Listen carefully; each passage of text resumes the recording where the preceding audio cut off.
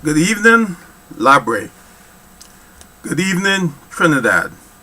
My name is Leon Hector. I'm coming to you live from Baltimore, Washington, Baltimore, USA. I'm a bit aggravated with what I see going on in South Trinidad with the oil spill from Otahiti to Granville Beach down to Cedros, and the government of Trinidad and Tobago just totally ignores the long-term effect for the people of Labrea and South Trinidad. I call on the President and I also call on the Prime Minister.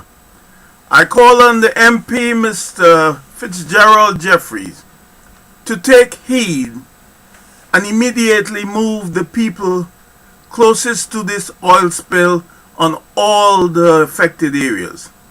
Sir, why I'm calling on you and the government of Trinidad, the long-term effect of Coraxic will harm the population, not only the population, but the sea life, the animal life. And look at the long-term effect. Coraxic was banned in 1988 by the British government. Sir, let me put it to you another way. We use chlorine to clean the water that you drink. But will you drink a glass of chlorine? No, it will kill you immediately. Coraxic, when it's sprayed on oil, crude oil, the contents and the fumes that it emanates from the contact with the oil is dangerous. It becomes flammable. From the time Coraxic chemical hits the oil, the strength of the Coraxic has been multiplied 55 times when you apply it to oil. Now, people in Labrea are telling me that since the middle of December they had this spill. They haven't been able to cook. They haven't been able to light a match in the area. What's the problem with the government that they do not understand? The people are breathing the same flammable air. How long do you think your body will continue to accept that flammable air and not pass out, sir? Look at what happened with the BP oil spill in New Orleans. That whole area right now has never recovered. Look at the Valdez spill in Alaska. That whole area was destroyed. It will probably take 20 years for that place. Look, the oil. I saw Mr. Aboud dive in the water off Labrea. By using the Coraxic, all that oil that was at the top of the water has sunk to the bottom, the floor of the ocean right now. I've been a resident scientist since 1972 in Northeast America, the New York area. I controlled over 50 pools in the New York area. In 1990, I came to Loyola where I controlled a lot of more pools.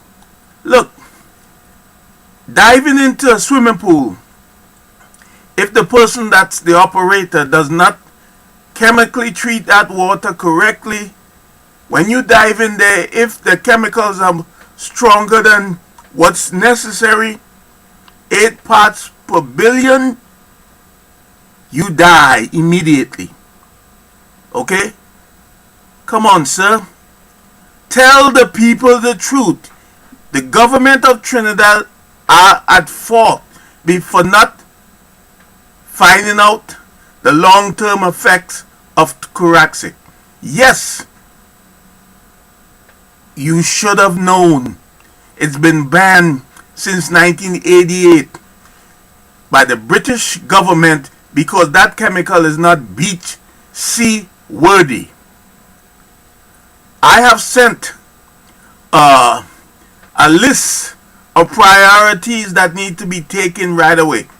People that working with Coraxic needs to wear the correct apparatus, breathing apparatus. It's not to be contacted with your skin, your eyes. You need to have apparatus that you put on your face. You must not have hair on your face because then the breathing apparatus will not seal. When you apply it to your face, you must put Vaseline around the edge of the mask to make sure it's sealed.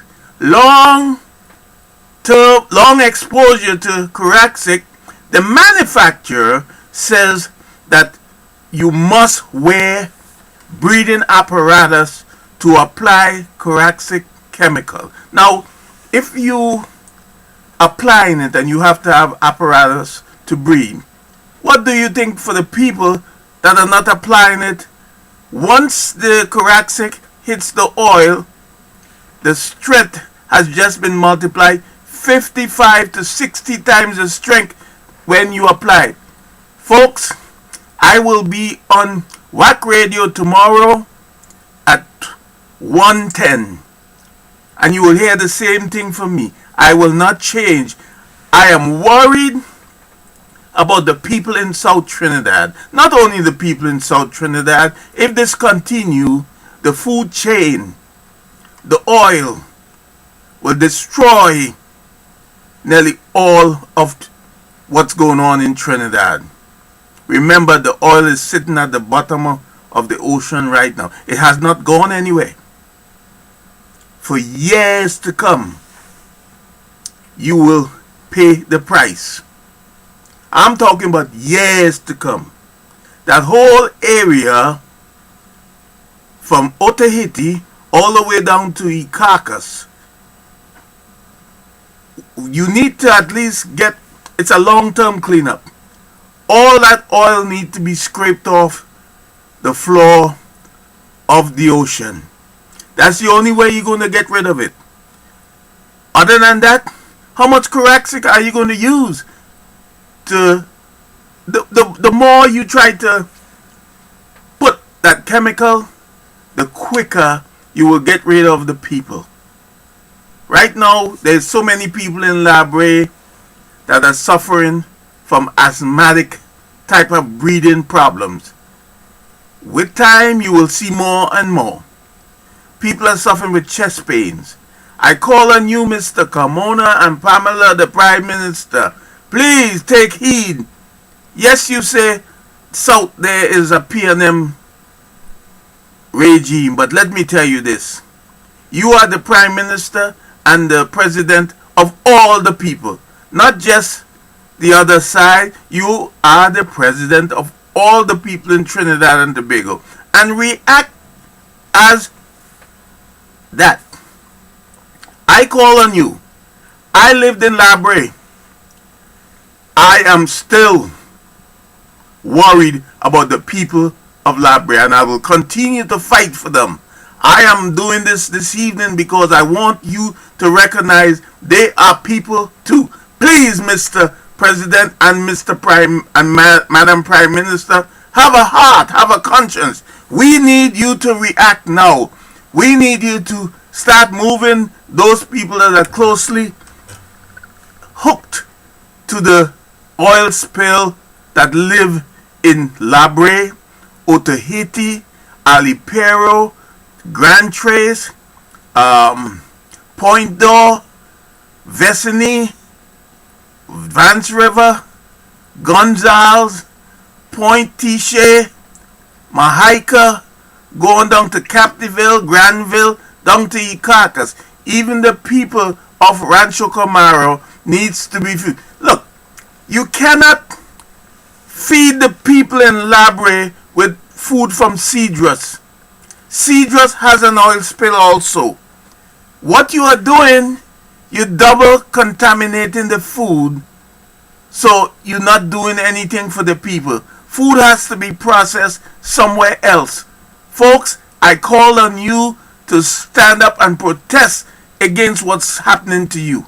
People, you will hear from me again, and I say, I love you. And I'm doing this because I love Labrea and I still love my old home.